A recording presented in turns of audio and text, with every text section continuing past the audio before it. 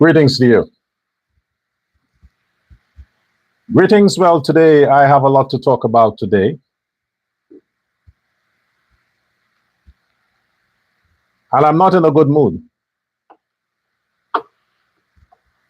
So,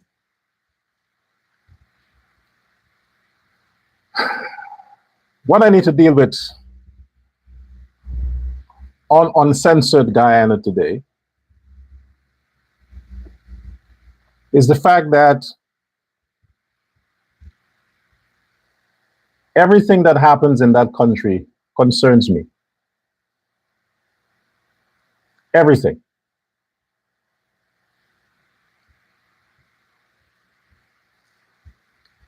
And the fact that what is happening right now is nothing new. The ploy, the plot, the conspiracies is nothing new. Let's fast forward from Cherry to Jaglio. From the time Barrett Jaglio became president, according to public knowledge,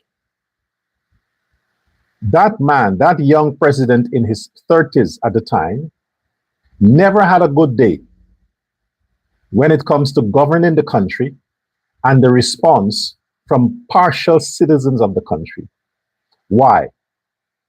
Because it is a mandate, a perpetual mandate of the enemies of state, the people who orchestrated, who collaborated with the colonialists, with all the haters of Guyana, including Venezuela, over the decades.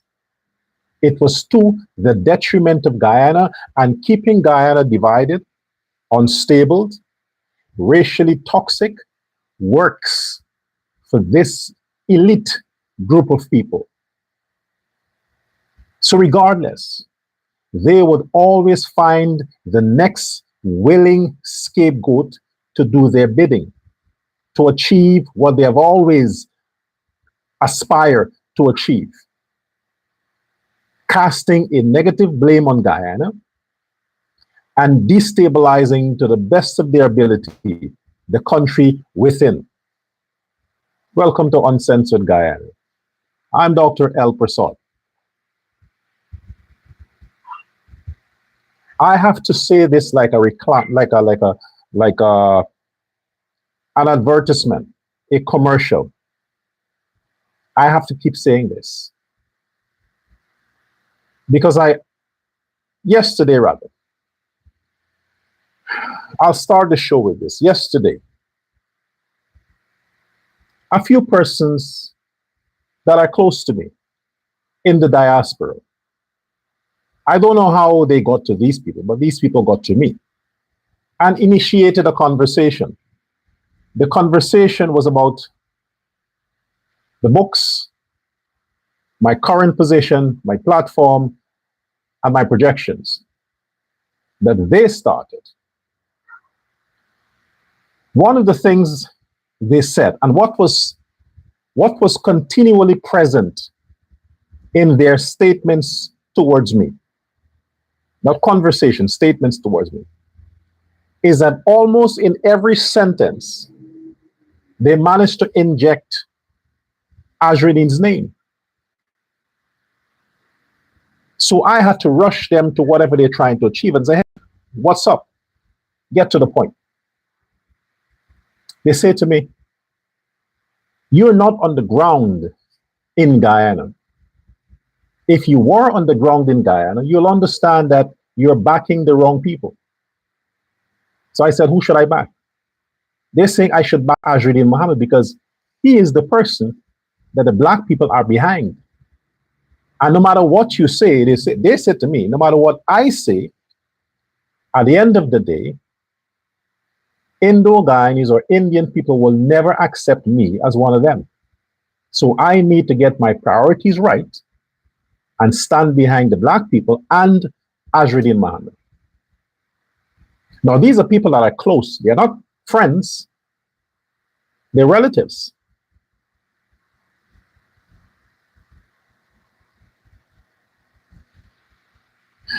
I tried to control my emotion in responding to them. So I said to them, I said, take this message back to whoever sent you. I said, take it back. Number one, under no circumstance, even if Ashruddin was not on his way out, as in soon to be extradited, that is inevitable. That is, look, I can gamble on that. I can gamble on that. That is one jackpot I'll win. Okay? Ashruddin Mohammed, even if he was not on his way out. Secondly, he would not have been in politics. So we wouldn't have this conversation. I said, but if he happened to have entered politics, despite if he was not in this criminal organization, I said, I got to be out of my freaking mind to support a dunderhead, get lucky, so-called businessman who turned politician. I said, I got to be out of my mind. Out of my mind. It will never happen. I am too much of an academic, intelligent, sophisticated. I have too much pride to lower my standards just because he is a professed billionaire who has acquired his wealth under questionable circumstances and he turned politician. Just because of that, and because it seemed like he stands for Black people, I must endorse him. I said, as virtue, as his character, by virtue of his character, never. Secondly, what are you talking about my people? You think this is a joke? I said, you think this is a joke? You think I come on international media, global audience, to say the things I say because I have no pride, a low self-esteem, I want to suck up the Indians? You think this is a joke? In conclusion, what I told them, and I'm going to repeat it here. I, being born a Negro, biologically, and given the name Kenny Warner, I didn't choose it. It was given to me, labeled by my parents. When I became conscious enough to understand the social structure of the world and humanity, I consciously made a decision since a kid that I don't want to be identified as no African, as no Negro, as no Black man. Since a kid, as early as 7 years old, I can recall me telling myself that. And I was not impacted so much by Indian influence at that time. But I was smart. I observed. I learned, I read, I noticed, I heard, and based on the evidence and the reality of my situation at the time, I made a conscious decision to align myself with the identity, personality, and culture of a people called the Indians from India. More specifically, Hindus. This ain't a today thing. So I don't need Indo-Guyanese or Indian people's approval for me to identify myself as Indian. It doesn't belong to them. The universe created the structure. I decide to adapt that structure. And nobody, I'm fucking mentally diseased or deranged. I'm conscious. Doctor or not. Nobody can make me reorient my thinking that way. Nobody. If I have a choice and I have to be reborn, I will consciously choose not a white race, not a Chinese, the Indian ethnic biological race. That is what I will choose to come as. So the next time any of you fuckers bring that bullshit to me, I'm going to cuss you out. And if I see where you are linked on any of my pages, I'll block you. I am tired of it. I am tired of it. Okay? I'm not doing anybody a favor. I'm doing myself a favor. This is all about me. I am the person that is satisfied with this. Me. So Indian people don't need to approve of my identity. Nobody needs to. I must live and be happy with who I say I am. And if I say I'm this, you need to address me as that. If you don't, I will not acknowledge you. I will not answer to your calls because I decide who I am, what I'm called by. It is my fucking decision, not your decision. I was a kid. I had no choice. I'm a man. I'm responsible for me. I don't need mommy's or daddy's approval or permission. I decide. The state don't decide for me. I decide for me. Okay? Good.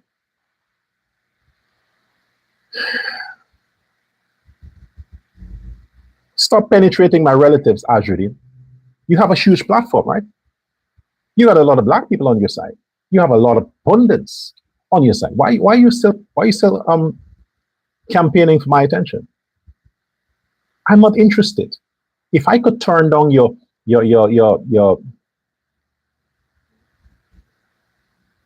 tens of thousands of American dollars before the campaign, I turned that down. You think I'll do it now for free? Stop it. You're leaving Guyana, you would leave Guyana. You're clinging to a straw. I am not the straw. The straw you're clinging to is the PNC and some of the black people that are supporting you. All right, don't cling on me. You and your supporters will never get any attention positively from my platform. Never. And after you are gone, and the little that is left with your party, I'm going to do my best to dismantle it. I'll do my best. I'm going to dedicate all my energy to breaking up WIN, dismantling it. I can promise you that. Let's move on. What happened to the Ministry of Legal Affairs in Guyana? Mr. Attorney General, I do not concern myself with this issue about these workers from India with an Indian company. It's not a Guyanese company, that's an Indian company. My concern is Guyana and Guyanese. Okay?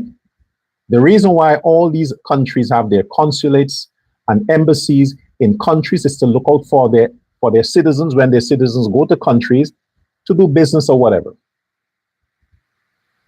The fact that the opposition leader of Guyana, who is paid by the taxpayers of Guyana, who has been given a budget of 40+ million Guyana dollars to operate the office, is using the resources of that office to meddle in a situation that has nothing to do with Guyana or Guyanese or his functions as an opposition leader.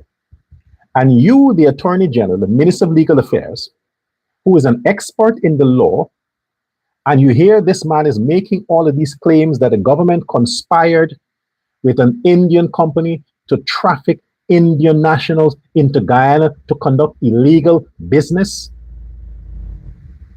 And that man's platform is not shut down or is not again before the courts. I am beginning to check my position again, Mr. Nandalal. Isn't it supposed to be against the law to make these claims? You're blaming this man where these Indian nationals are now collectively, because he is now their spokesperson.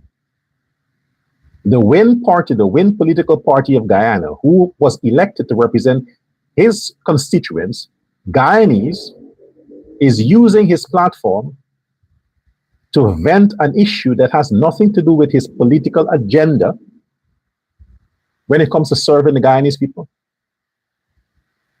And he's now collaborating with this conspiracy that the Irfan Ali government knowingly cooperated in a scheme to smuggle and traffic 38 grown-ass men from India to Guyana to work as human slaves. What the fuck is that, man? What is that?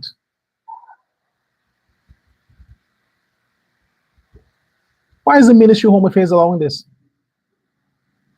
This man is continuing to say that he's indispensable, that nobody can touch him. He can do whatever the fuck. First, he violated people's privacy by flying drones over their homes.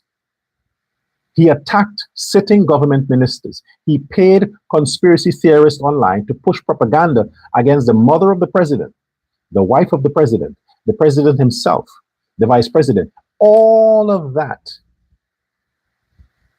Extradition Mohammed did. He got away with it.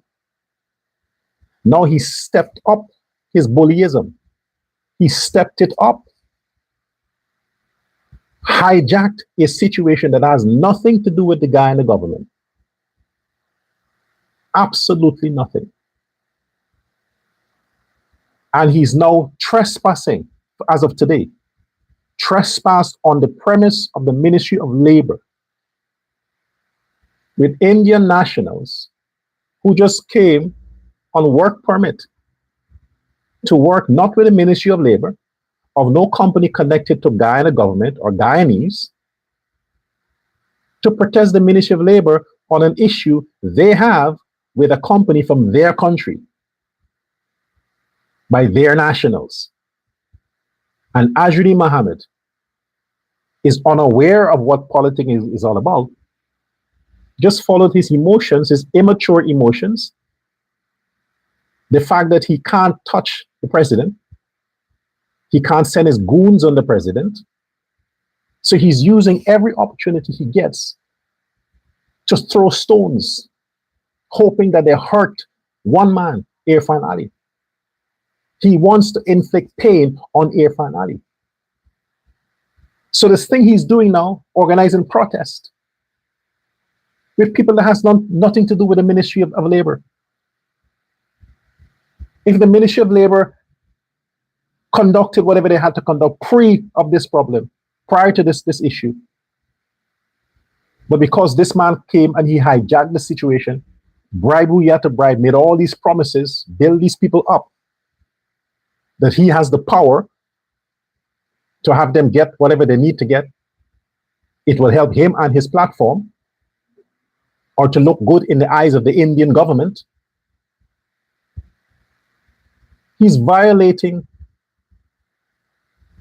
the office of the opposition leader. He's violating the office of the opposition leader. And all of this man continues to do, and nobody can do him anything. Is it true that we have a weak government?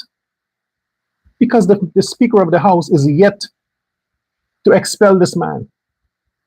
All the charges that followed his appointment as opposition leader, that followed, not before, everything that happened after, and he still holds the office. He still functions with that title. Now look at what he's doing. He didn't take these nationals to protest at the headquarters of this company. He didn't take them to protest at the Indian High Commission building to get the Indian High Commissioner to come out and deal with them. No, he didn't do that. Those were the two places they needed to go protest if it was warranted. He didn't do that. He disrespectfully barged on the ground of the Ministry of Labor. And nobody, that's what you call democracy? That is democracy? Is that what you call freedom of whatever? When the teachers of Guyana had their 3 months or however long protest,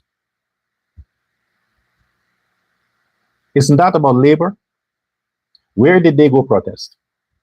Did any of the teachers, organized by the teachers union, went to protest at the Ministry of Labor?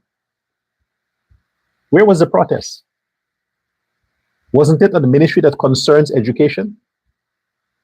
Who were the people they targeted?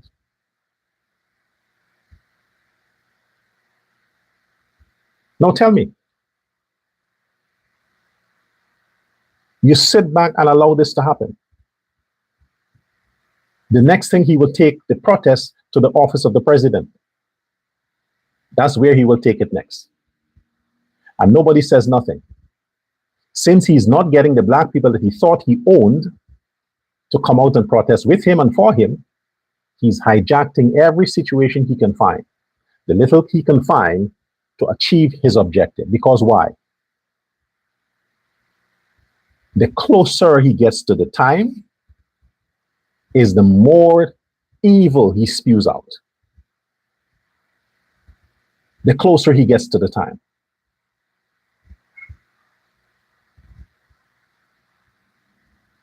And this is the man that you still have operatives from the PNC, and this loser, what's her name called? Simona Brooms, loser. Haven't you quit yet? Haven't you dissolved your party and joined the PPP? I mean, shit, I mean, come on, man. Don't you guys have some pride or something? Some dignity? What happened to black pride? What happened to black and proud? What happened to sisters' pride? Isn't it a black woman thing not to bend over? What are you still doing around here, Simona Brooms? What are you still doing around here? You were in the PNC. How many violations, labor violations, occurred under the PNC? Not with foreigners, with Guyanese. You people treated Guyanese like trash. And since black people dominate the labor force, they were your victims. Now you're coming with your pretentious self and claiming that you want to fight for Indians. Aren't you the racist? Brooms? You and Walter Desir, aren't you the racist? Aren't you the one that plot against Indians and cussing on the Indo-Guyanese? You are, right? So suddenly you have a law for Indians because you are irrelevant. Now you want some Guyanese Indians to think that, oh my gosh, Simona Brooms is so nice. No, she's not. Since when you care about Indian people? Shut the fuck up, man. Go back into hiding. Do like Campbell and all the others. Go back into hiding. You're better off that way.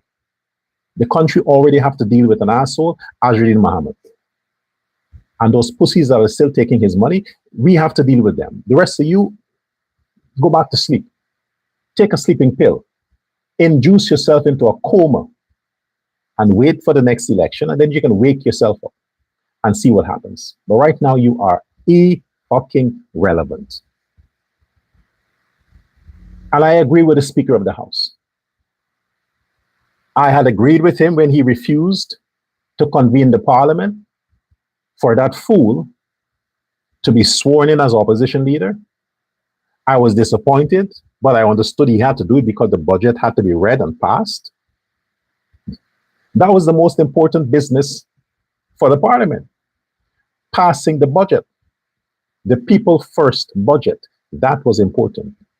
So he had to convene the Parliament for that. There's nothing else that is pending or important to the country's survival that the Parliament needs to be convened to have this motherfucker stand in the position as opposition leader to further endanger Guyana in facing financial sanctions. The Parliament not being convened is the best thing the Speaker can do. When the Mohammeds are gone and the case is no longer relevant, then Parliament shall be convened. In the meantime, it should not, it shall not, it must not. It must stay locked. Because there's no business that requires any opposition input, none. All the business that had to be done was done. Now the government is conducting and running the country as a government should. That's all that matters. So don't go bitching about talking about parliament, parliament, parliament. As if you care. You're getting free money, right? You have your duty free. What is it, the duck curry you miss, Amanda? You miss the duck curry? I thought you hate Indians. Isn't curry an Indian dish? It is, right? So why are you lusting duck curry? You should want some pepper pot and some black eyed peas and some collard greens and edo and the other stuff. You should want that. Don't stress yourself over dal and curry and baigan and bunjal and bunji. No, that's Indian people dish. Stay home. Accept your free money as member of parliament every month. You're not working for it. You're getting it free. Your tax exemption, all your free gas and everything. Accept it and shut the fuck up. Just do your thing. Get pregnant. You're too old for that. But the point is, serve your husband. Stop beating him and serve him. The parliament shall remain as it is.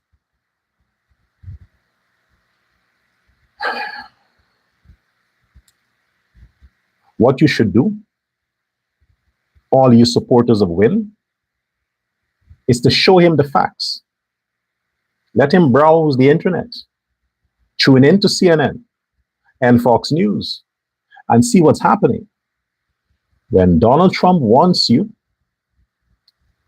Donald Trump gets you. I said it a few days ago that the president of Cuba, the retired president of Cuba, is on his way to federal prison. And he's 94.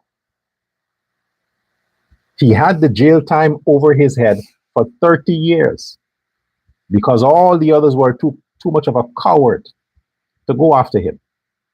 Now, the right man in the right position, Donald Trump, empowered his Justice Department to say, clean up the Caribbean with all of these drug lords and these murderers and these junkies and these so-called kingpins.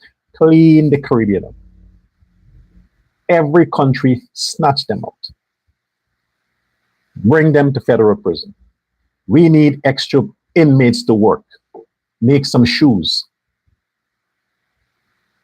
So he has been indicted. A president, retired, indicted. For what? Murdering people 30 years ago. Conspiracy to do all the stuff that followed that.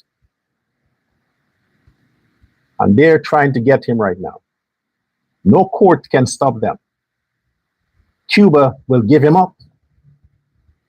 It's better than starving to death. They will give him up with all the others. Say, look, America, come take them. Why?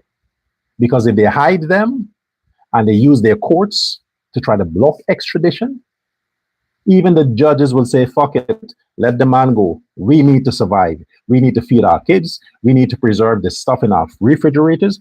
We need to start driving some fancy cars. Maybe some Lamborghinis. You know, they too want to enjoy life. So they would not hold on to crooked politicians and criminals to the detriment of their children and grandchildren. They won't do it. They suffered enough. They suffered enough. The embargo, the sanctions, it happened too long. Enough is enough. They had enough of that. Entire generations suffered because of some fucking politicians who just didn't want to quit. So the people will give him up this time. And if they don't, Trump will go get him the way he got Maduro. Why that is important to Guyanese? Because the opposition leader that a lot of you are thinking you're protecting, you're coming online, you're cussing out the government, you're cussing all these people in favor of this opposition leader. He was fingered in dealings with all of these dictators, Maduro, Cuba, and all these places, in smuggling, arms dealing, drugs, fingered.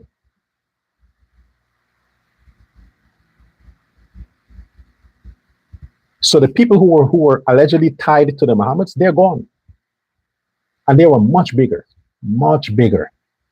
larger than life. They were presidents of countries. He's just a fucking businessman who inherited some cash grants from his father. And he turned a bigger criminal, wanted to be the head of the underworld in Guyana. He wanted to replace Roger Khan. So he had to take up paper short because they're fucking the same woman. He wanted to be the big boss. So that didn't work. He thought, well, I'll be the president. Yeah, it's that easy. Now, Guyanese who are standing behind this Mohammed guy, you must understand. America threatened a whole country. And they didn't just threaten the country. They held the country hostage, blocked everything for one man. And he was the president. He had all the powers and he couldn't protect himself. That is Maduro. Now we have this other one. And all the others. The biggest drug dealer that was a few months ago killed in Mexico by the CIA. He thought he was invincible. Nobody can touch him. Trump got him. What make you losers think that this little shithead, he's a grown man, but he's a shithead, Mohammed, can escape extradition? Nobody ever did. What makes you think he can? What is so special about him? Absolutely nothing. Nothing. So you are throwing your box. You are saving money in this context with a scammer. It's like you are going online and falling in love with a Nigerian scammer who is pretending to be some white chick from some country and is in love with your broke ass in Guyana. And you think that, wow, God smiled on you. You're lucky. It's 2026. Jesus answered your prayers. And you keep sending money to that chick who is in fact some fucking monkey-faced Nigerian in Nigeria until you are out of cash. And then you realize, oh, fuck, you got scammed. That's what's happening with Azruddin Mohammed. And all of you who are investing emotionally, you've lost already. That's a losing bet. He will soon be extradited. The CCJ can't stop it. They can't. Let the Cubans try to go to the CCJ. They are not signatories, but they can speed it up. They all can speed it up. Go sign on, be a part of it, then take your case there. Let them try.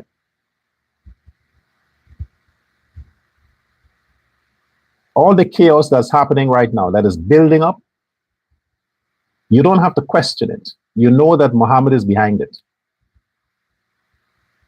That issue with transportation, public transportation, minibuses.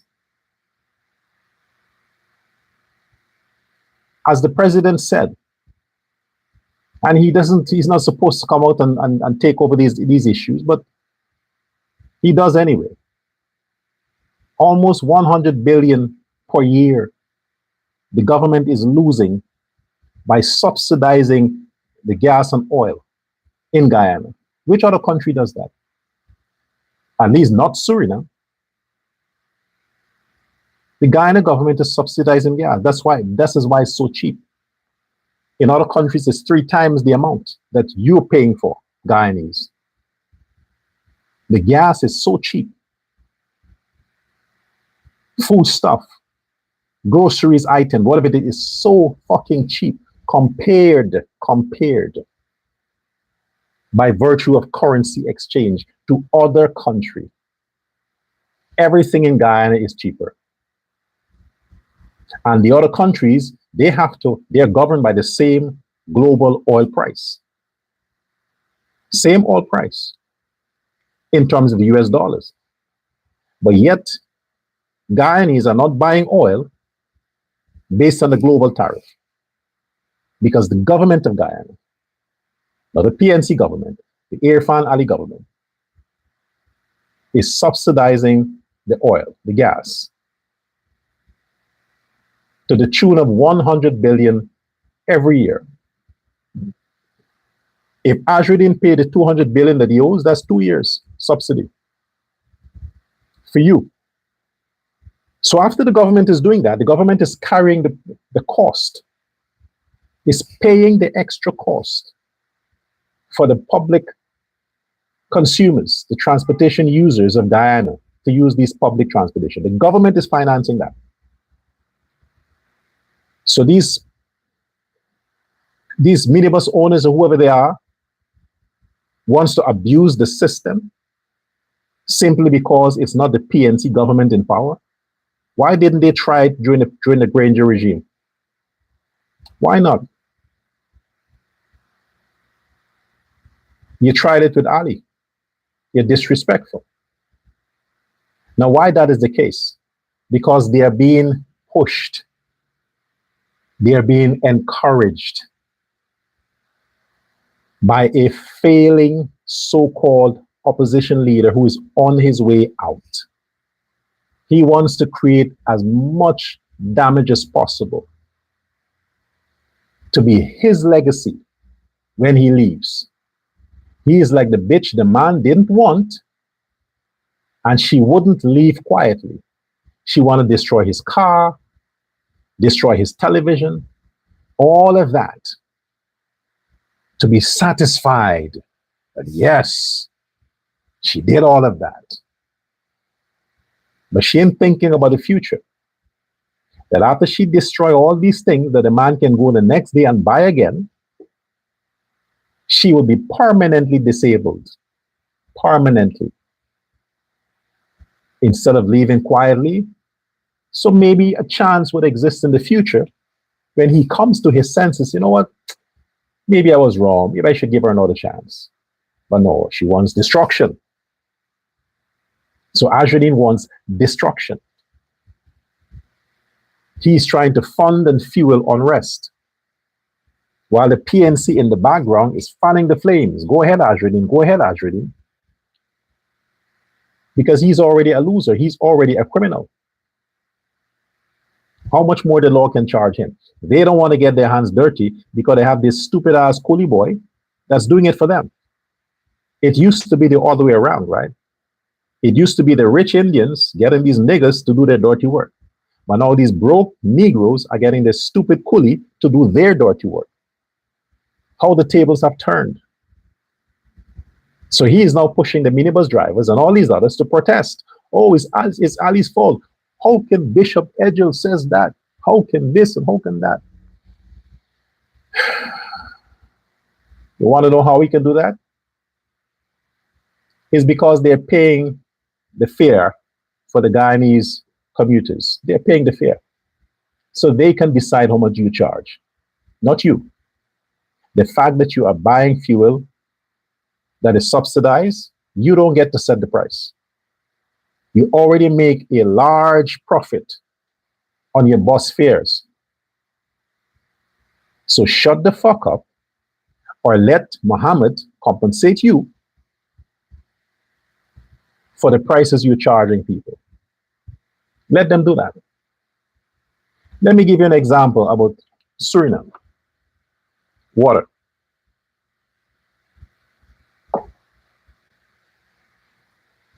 They have a very well-structured transportation system here. The government don't subsidize the gas and so on, but public transportation, the government subsidizes. Every government does it. So the buses that do the same routes, like you have West Coast, Berbice, same system. The government of Suriname, the Ministry of Transportation, they decide the fares, not the bus holders. The reason for that is if the bus holders must decide the fares, every one of them will have a different fare, and they would kill the commuters. So the government structured a system that if the government says it's $1, it's $1. The extra dollar, they get it from the government. The government pays the buses the extra dollar. So the citizens only pay $1. That is no different than what the Guyana government is doing with these buses. The Guyana government is subsidizing the oil. The oil. And everybody benefits. In the Suriname context, the only people who benefit from the subsidy are the bus holders, the buses, the people who owns buses and provide transportation buses. They're the only ones.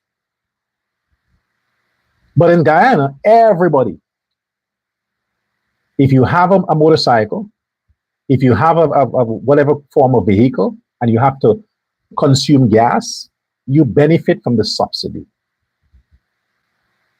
But yet these ungrateful minibus drivers and these bus drivers in Guyana are complaining about prices because you're selfish. You are a bunch of selfish people. And why you are selfish is because if the government should pull the subsidies, if the government should take off the subsidies from the oil and gas that they're subsidizing and allow you to raise your prices, tell me how that would benefit you. How? Because the extra money that you raise your bus fares for will have to go back into the gas that is no longer subsidized. Plus, the prices in the shops will drastically increase. So how is this benefiting you? If they remove the subsidy and say, you know what, charge your price. How? It wouldn't. But you're listening to this dumbass billionaire who himself is accused of smuggling gas via Venezuela and selling it at a high price in Guyana. You're going to take his word for it and he is funding your leaders to organize protest, strikes because you want extra fares. He is getting 40-something million a month. You don't pay taxes. You're the bus driver. You don't pay taxes. Do you pay taxes? No. You can't call fitness per year paying taxes. Paying taxes is what you pay on your income. None of you pay taxes. So you are working in a system where you get tax-free money. It is tax-free money. If you earn 60,000 Guyana dollars a day, it is 60,000 tax-free. So what the fuck you are complaining about? The people who are paying the actual taxes, that are paying this opposition leader who is already a billionaire, they're not complaining. You're getting the free life and you're complaining because you're listening to that asshole. And this thing that he's pushing, he's showing one family here and there where he gives 20,000 Guyana dollars every month, and then is using that and amplifying it to play on the sentiments of the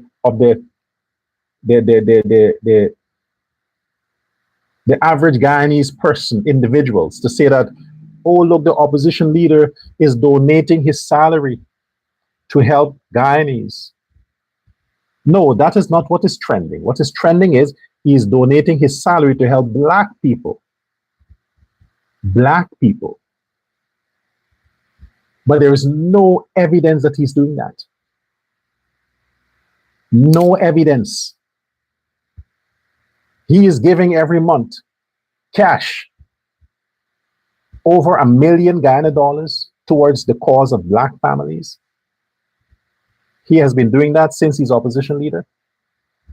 Then let him produce the families every month. Let him show them accepting the cash from him every month.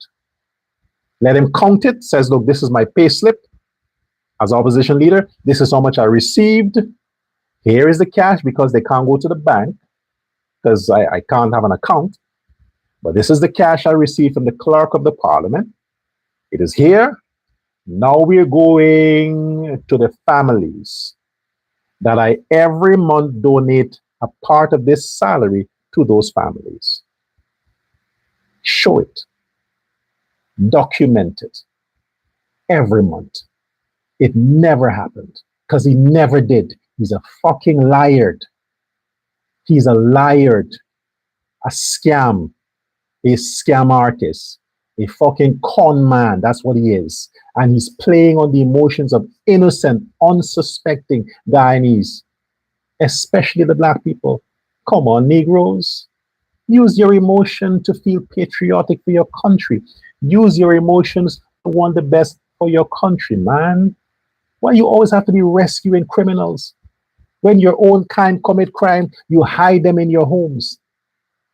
You have your cousins and your uncles and your sons killing people, robbing. And they're coming to you and you're putting them under your bed, putting in your wardrobe from the police. You're hiding crime. You are covering crime. And when you do that, you are harboring the curse of these people on your own life, on your future. This is why black people can never, never excel. Now you are putting your emotions behind this criminal who is on his fucking way out.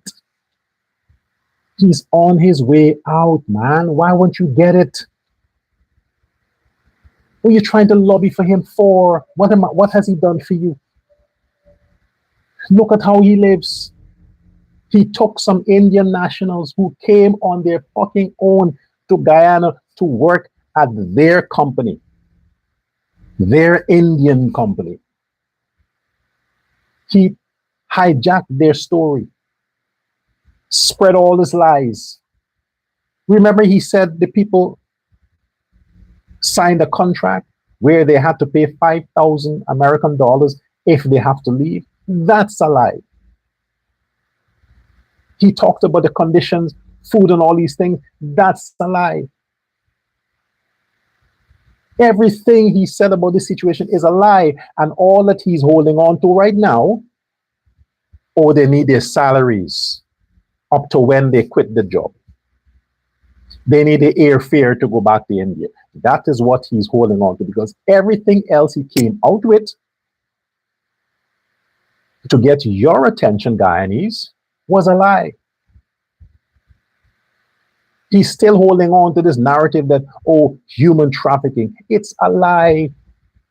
They were not trafficked. Come on, man. What's wrong with you Negroes? Free yourself from niggeritis. Free yourself, your mind, get out of it.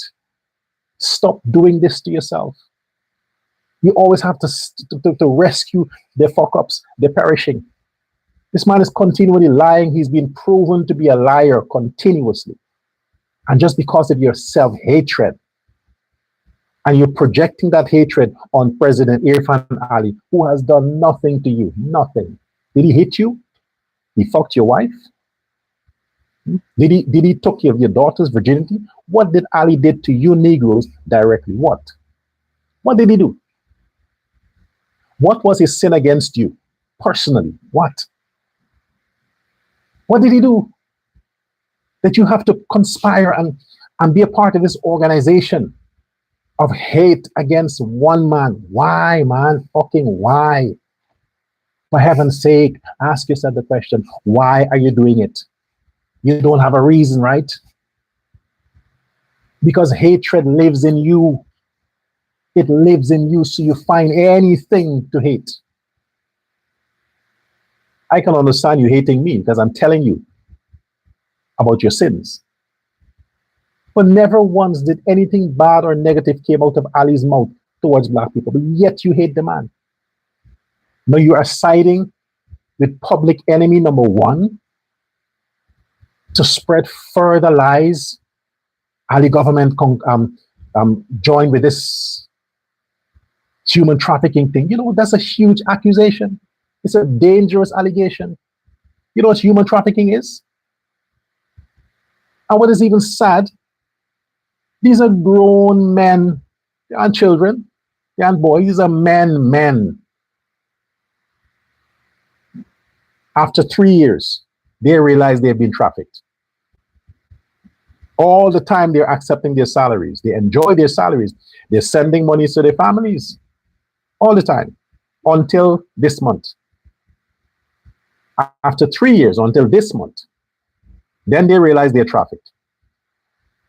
Because that dangerous man, that evil man, Azruddin Mohammed, you are evil.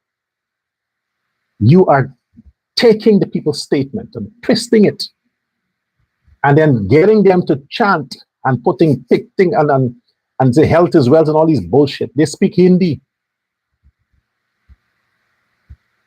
That they were trafficked. That company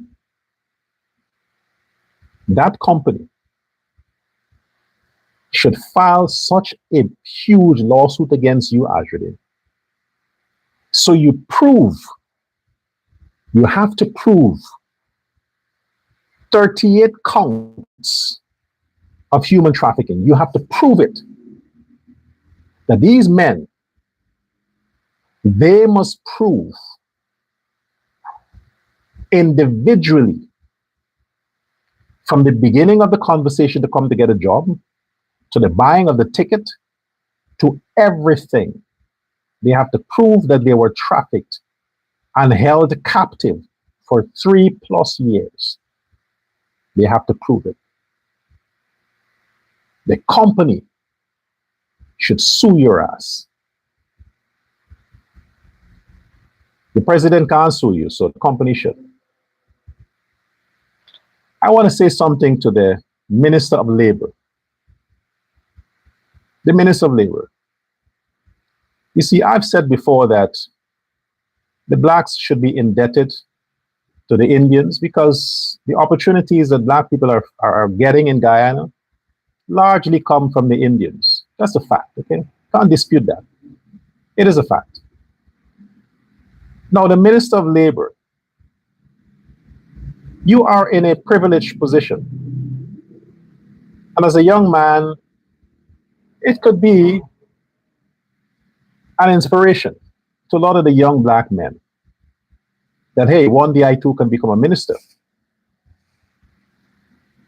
Coupled with the fact that you are a Minister of Labor and Manpower, which is an initiative of the president.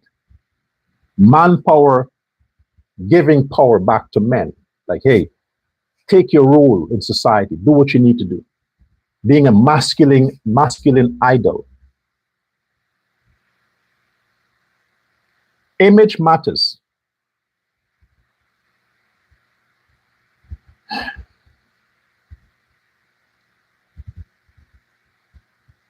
What's with the Manpower? Minister of Labor. Labor is hard work. Strong. What's with this? Earpiece piercing. It's not both sides, it's one side, even worse. They say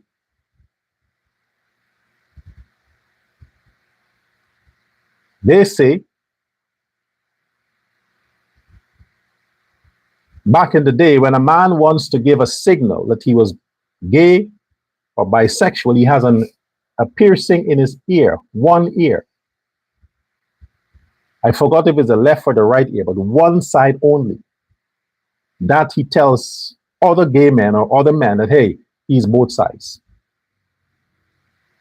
The same way in some countries, when a woman is a prostitute, she has to put a tattoo of a rose or something on her left leg, somewhere there. I understand society has normalized a lot of shit, but I'm saying you are in the capacity as a Minister of Labor in a government. It is very unpleasant displeasing to the eyes, to my eyes, as a man, to see a minister with a piercing in his ears and beard. What's that, man? Image matters. So if anybody has a child, a boy child, and the boy comes to his father and says, Daddy, I would like to have a piercing in my ears, an earring. And the father said, what the fuck are you talking about? He said, yeah, but look, the minister has one, and he's a minister. How could the father correct his son? How could the father say that that's wrong, that's bad, when the minister government is flaunting that as fashion?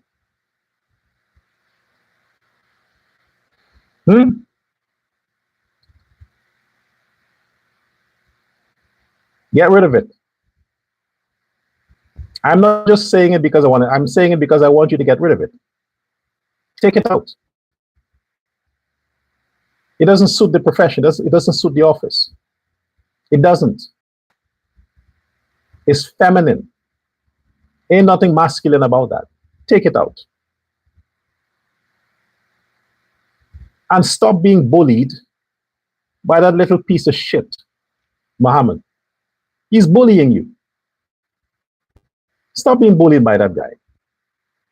You should have put him out the compound. You should have called the police to get them off the premises of the Ministry of Labor.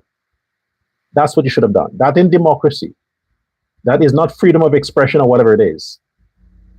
You have agents, you have agencies, departments that deals with these things. You should not have gotten involved directly. Regardless of what he's pushing, you should not have. But then that's me. Everybody has their own way of doing things. I guess it's about votes that's coming up, right? Let's hope that Mohammed leaves, so we will have less of these kind of problems. But in the meantime, he should be dealt with for what he's pushing about human trafficking. What Simona Brooms and all these others are pushing, she likes to sue people.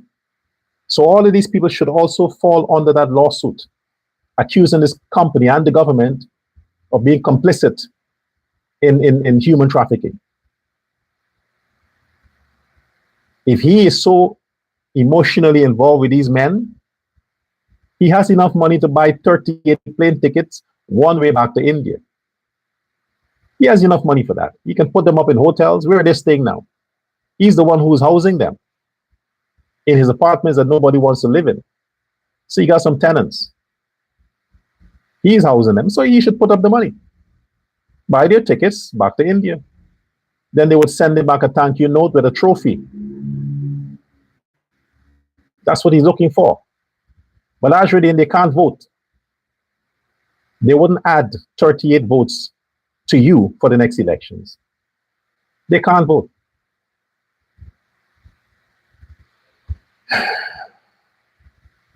Now, I want to get to some of your comments, but in the meantime, Charan Das is forgetting that when he abused that Indian national in India, he was very abusive to Indian. I mean, Indian as in India women.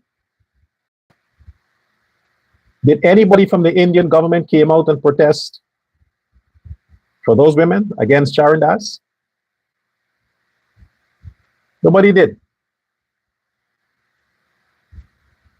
If it was the other way around, do you think the opposition leader of India or any politician would have come out and organized protest against their government for foreign nationals?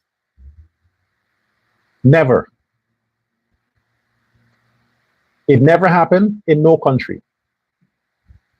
But because you're taking Azruddin for granted and you're not pulling him up and disciplining him harshly when you need to, the next thing he will do is organize a coup and march on the office of the president. That's the next thing he will do.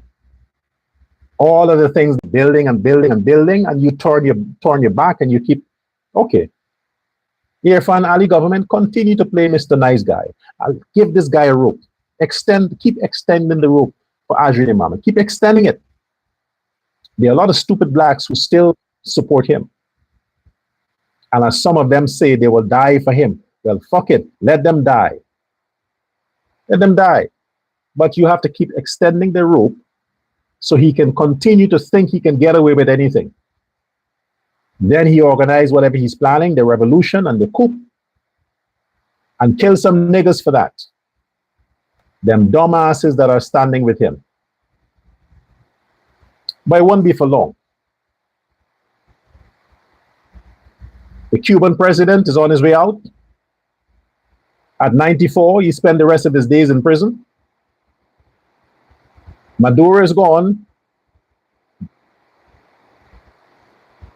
The drug dealers and all these others are gone. The Hamas leaders are dead. Hezbollah leaders are dead. ISIS leaders are dead. The Ayatollah of Iran is dead with half of his generals. All the connections to the Mohammeds. And they think they can't be touched. Let's see what happens at the end of June. One more month. At the end of June, let's see what happens. If they're still in Guyana at the end of June, remember, I'm still your prophet, right? I'm prophesying still. By the end of June, it's bye-bye bitches. Daddy shell and pussy shell, bye-bye. By the end of June. Now for the rest of you, thank your religion, whatever religion you're from, that you are living in Guyana, in a country that is offering you so much. The best life you have. The best life. You're ungrateful. But you shall lose it. You will. Well, support the books. Go to Amazon.com and you buy a copy of the Prince Ali and the President, a personal account series. There's volume 1. You buy a copy of 19 Ways to Grow Rich, Prince Ali and the President. You buy The Invisible Man. This is volume 2, Prince Ali and the President. Oh, my favorite, Chetty, Righteousness. You have to. I know it's a thick book. It's thick, yeah, but don't be turned off by the pages. You will enjoy the education from this book. And you'll understand why you need to stand with the PPP. You need to support the PPP. Just read this book. It's not a propaganda book. It's a historical account. Then you buy and read 12 Sins of the Lamborghini. You'll understand why you should join me in my call for the Americans to extradite the Mohammeds. This is not about the Mohammeds. I just love Lamborghini. I love the title. 12 Sins. He has 11 indictments, not 12. This is 12 Sins of the Lamborghini. Yeah, so Amazon.com, get a copy today. All the proceeds from the book sales, it goes towards supporting the Durga Foundation and the outreach, which is a monthly family relief fund that we have that every month gives packages to families, to orphanages and things like that. Every cent goes to the foundation. So when you support the book, when you buy the book, that money goes into the foundation's account. All right? Instead of me asking and, you know, people talking about begging, I'm working for the foundation, writing books, dedicating my books, publishing books, and putting all the proceeds to charity, to a foundation. I mean, come on, at least I can get a thank you for that. People don't do that. When people write books, or authors, they write books because they want to enrich themselves. They want to be rich. That was not my motivation. My motivation is to give something back to the Guyanese community, to honor the people that needs to be honored, and to have the proceeds go to a foundation that is serving humanity. Either way, I'm not benefiting. And I'm happy with that. At least when I die, my conscience is clear that I didn't do good because I want to run for president. I did it because it's what a human should do, not to run for president.